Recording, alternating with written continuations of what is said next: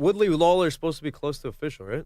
I think that is official. I think is that fight week? Is that the international? No. It's a fight. June? It's a fight night.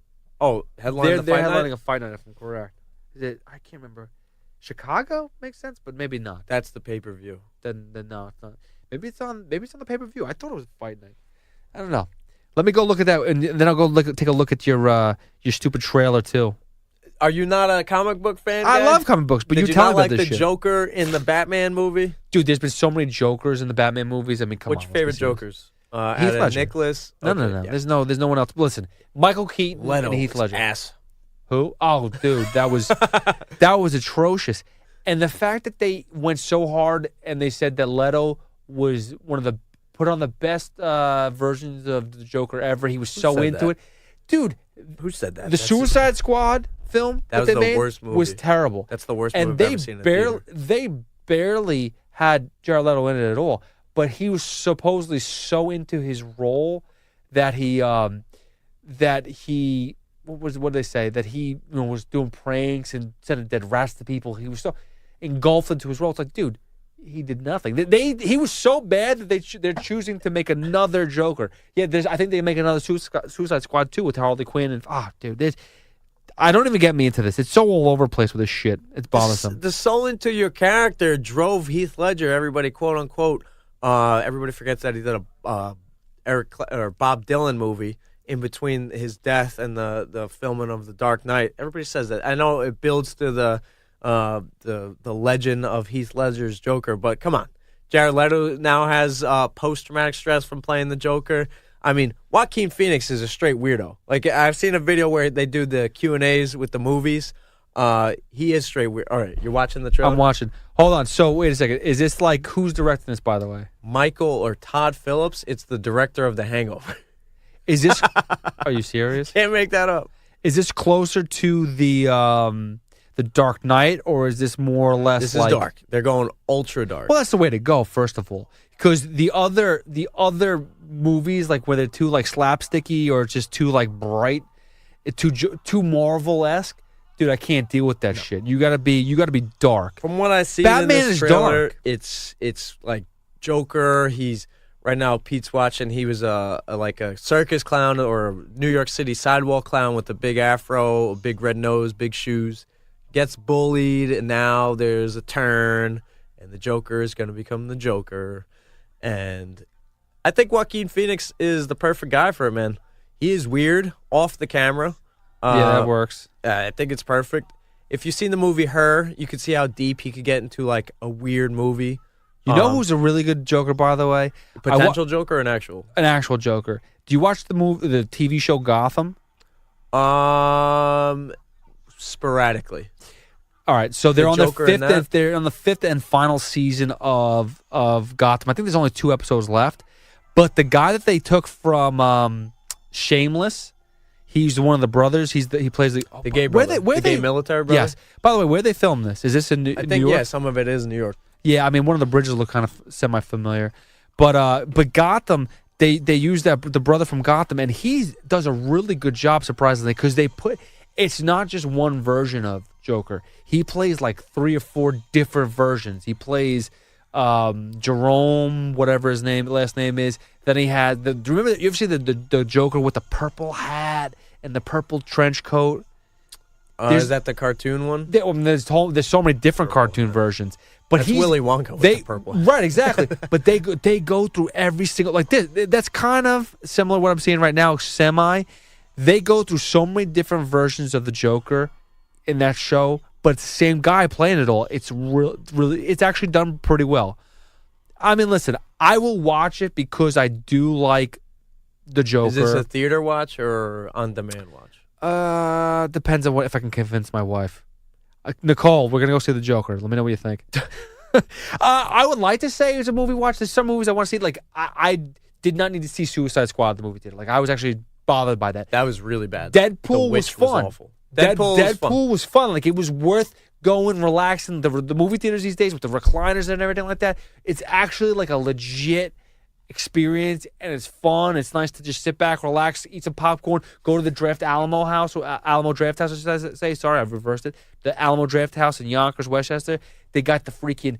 They come to you. You can drink alcohol. You can get burgers, whatever it is. They come to you, cater to you. Just write it on a piece of paper. They come by, swing by, and whatever.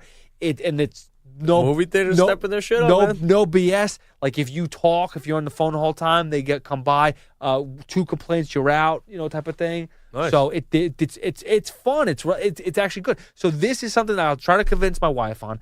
I'm not really sure because she's so into Batman and she's very specific on her love for Batman. I don't know if she's going to go for it, but we'll give it a shot. Maybe not your wife, but I think a lot of people are going to check this out because it's the Joker, it's DC, and they see this as probably the closest we're going to get to Heath Ledger Joker 2. I mean, dude, it looks off the Phoenix. Roll, he looks dark, right? He looks off. He looks off the rocker right there. I'll be honest, like just because I didn't hear it very well, but just the visuals brings you back to that Dark Knight. It does, which is cool, and I like that because that was my favorite. That was my favorite Batman, and it's everybody's. And again, if it's not, you're an idiot. And it's crazy because a lot of people will say, first of all, people giving fucking Christian Bale the shit what for the voice. What is he supposed to do? He has to disguise his voice to the commissioner, to the criminals, to everybody. But here's the thing: is they didn't say that in the first Batman that he did. They only critiqued him on the Dark Knight. And I go, you assholes! He did the same exact voice in the first one, but the second one bothered you for some reason. Because you want to know why? Because Heath Ledger was so good, and you just had to be bothered by something. That's the negativity in this world. You had to be pissed about something, dude. How much is it just a good fucking movie? Yeah, it sucks that Ledger died. I would have loved to see him in a sequel part of it. Like he was supposed to be in part 3 for a little bit. Like, listen, they brought back Scarecrow for half a second. They would have brought back Ledger, just something like that too. So that sucked.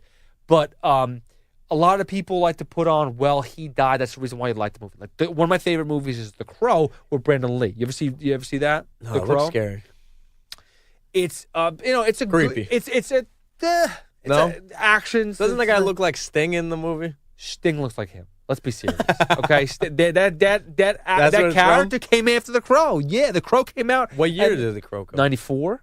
Oh. Sting at that point in time was a neon blue with white face paint and like spiky yellow hair. Okay, really. And then a few years later, like, oh, let me get a badass persona. Oh wow, the movie The Crow is great, and no one knows what the hell that is. So I'll just take on that badass thing. Exactly, dude. Sting was overrated, by the way, in my book. In wrestling world, I'm not a big. He was in movies, Ready to Rumble. Oh, stop with that bullshit.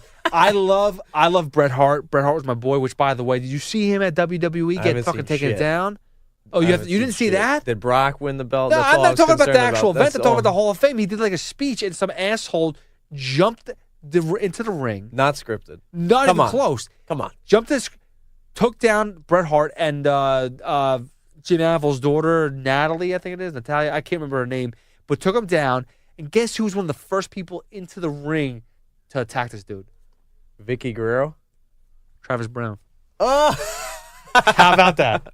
And he could actually fuck somebody up. Yeah. Well, they all did. This guy walked away like I didn't. Oh, it's totally not scripted. Oh, no. It's fucked up. Okay. Like, out of all the people you go in to attack, like, Bret Hart's not that dude. Heartbreak Kid? Like, dude, he's the man. Like, there's so many people that, like, are douches.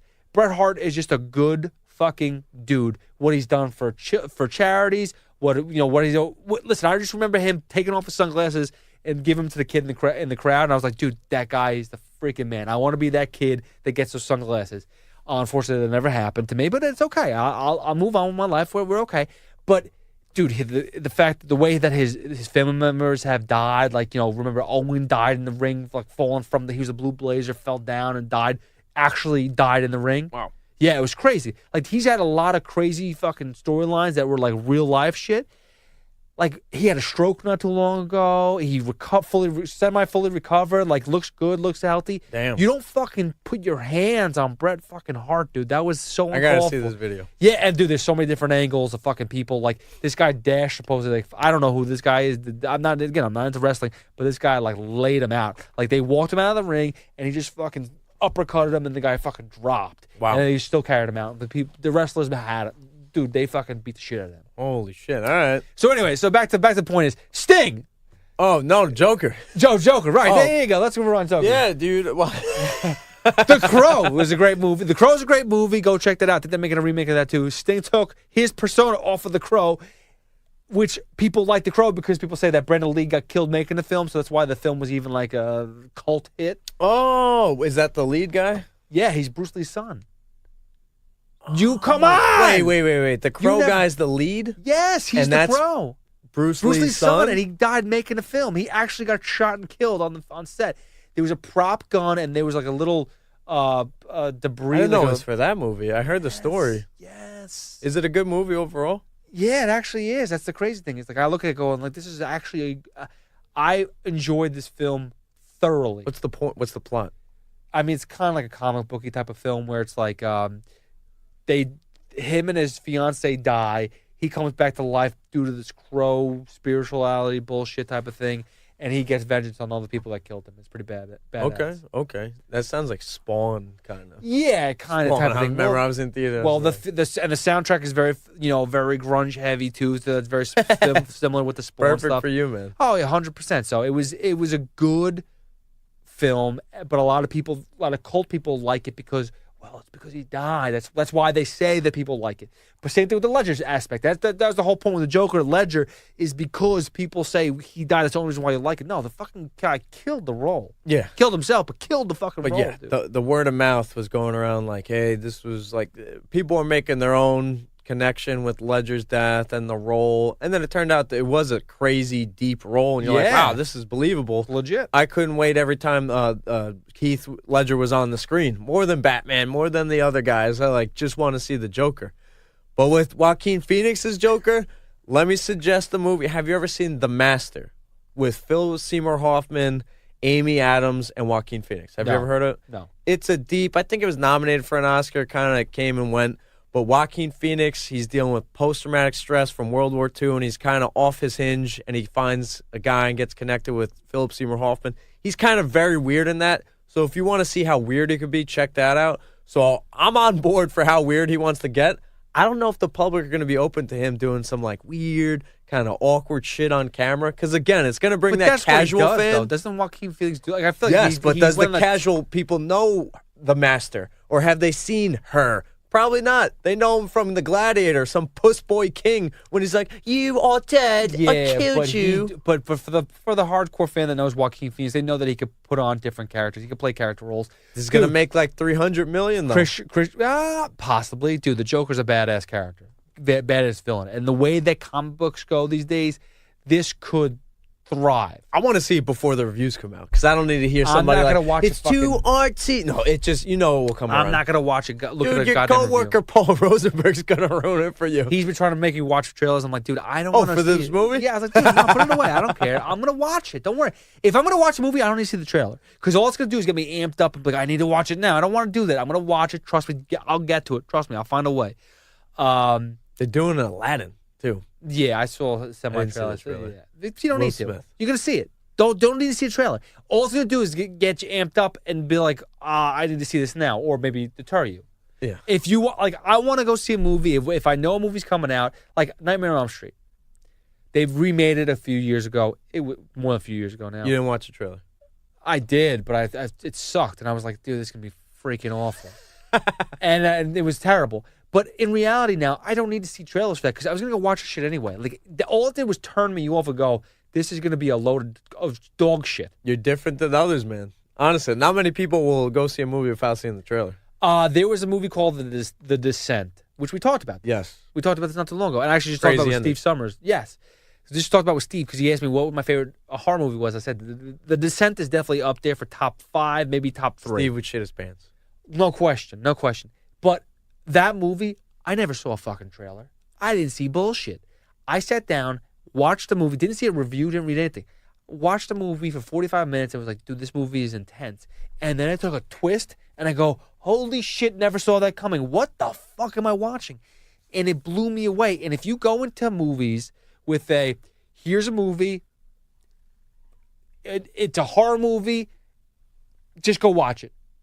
Okay, fine. I know that's not a good That's what selling good movie. trailers do then. Yeah, but Because it's us did a good job then. Watching the film, watching the trailer, they did a good job. I do have to watch a movie, but sometimes you give away too much. Of course. like sometimes we're not idiots. Right. You're all of a sudden, wait, there's a scene where there's a chainsaw. I know this, and it's late in the movie. It's an hour 20 in the movie, and I still haven't seen the chainsaw. I saw it in the trailer. It's supposed to happen. I prefer someone to come to me and tell me, listen, this is a movie I recommend. I'm not going to tell you anything about it. Just go watch it. And then you come back to me and tell me if you like it or not.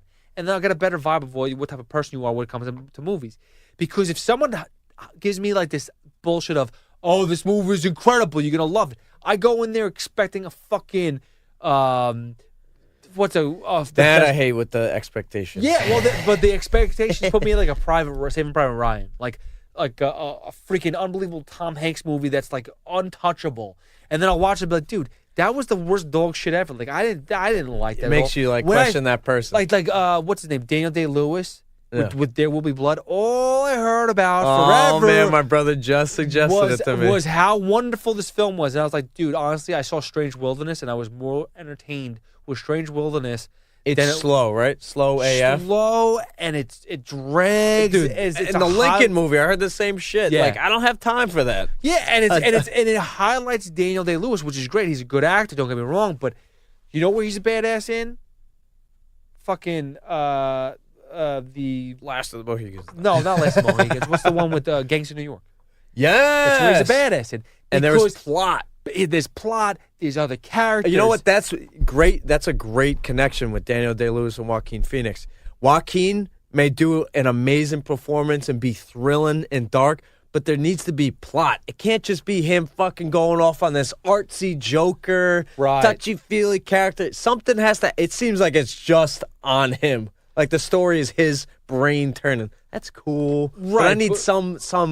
What's the issue in this movie? Right, and you know also like Daniel Day-Lewis and Joaquin Phoenix could be lead roles. However, how much of them do you want to really see in a movie if there's no other co-lead? Doesn't seem like the Joker has it. I don't know if you're going to be able to tolerate that for 2 hours, 3 hours. You know what I mean? Like Daniel Day-Lewis, great in Gangs of New York because there was so many other things going on. Exactly. You just make it about one person, isolate one person. Like, dude, I love Tom Hanks. Castaway is a good movie, but like I needed fucking more of the volleyball. That movie needed to be one. Yeah, it did because of the situation. But with this, give me like a young Batman. Yeah, do two different, and then they meet at the end. You know what they're gonna try to do? Full Joker, 2 hours, and then the last 5 minutes, it's gonna be some guys training in the League of Shadows. And you're like, oh, it's the Batman. They're going to meet No, what about the last fucking 120 minutes? Then they want the sequel after that. No, you're right. Listen, the plot, they know how to build off these freaking chain fucking movies, and they know how to just continue to make sequels and prequels and fucking dequels, whatever the fuck it is. The nyquels, I don't know. If you're doing this with the Joker, do what the Matrix did, which was really cool. When they released 2 and 3, they released 2 in May and 3 in October the same year.